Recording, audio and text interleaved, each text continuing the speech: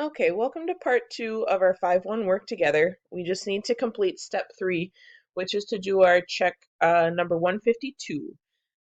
So, Applia was kind and reminded us about our balance brought forward from check stub number 152, from 151. So we need to record that first. So we come down to our balance brought forward, we plug in 2,313.88.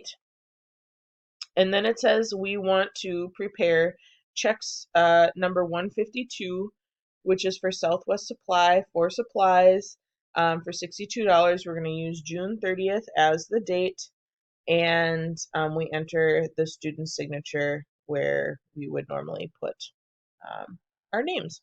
So once again, once we have our balance brought forward, it doesn't say anything about us depositing any money, so we don't need to do anything there. So we're actually just going to go up and start recording our information for our check number 152. So again, the amount of this check is $62. That's coming from the instructions up there. The date also is still June 30th, so we plug in June 30th. The check was to Southwest Supply, and it was for supplies. And again, information is all coming from that little paragraph, so just make sure you read carefully. And then we come down to kind of our check register type spot. Since we didn't have anything deposited, we leave that blank. So our subtotal is $2,313.88. It did not say anything else about service charges, dishonored checks, voided checks, anything like that. So we leave that blank. Our subtotal is still $2,313 or $2,313. And then finally we get to write the amount of this check, which is $62. And again, since we wrote the check, that's a withdrawal. That means that we need to subtract. So our balance brought forward should be $2,251.88. Remember, that's how much we currently have in our checking account once we write this check to Southwest Supply. So as we come over to the actual check part, we start up at the date again and plug in June 30th. We pay to the order of Southwest Supply.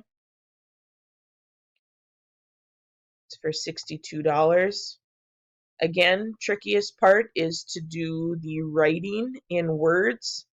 So it is 62 and no /100.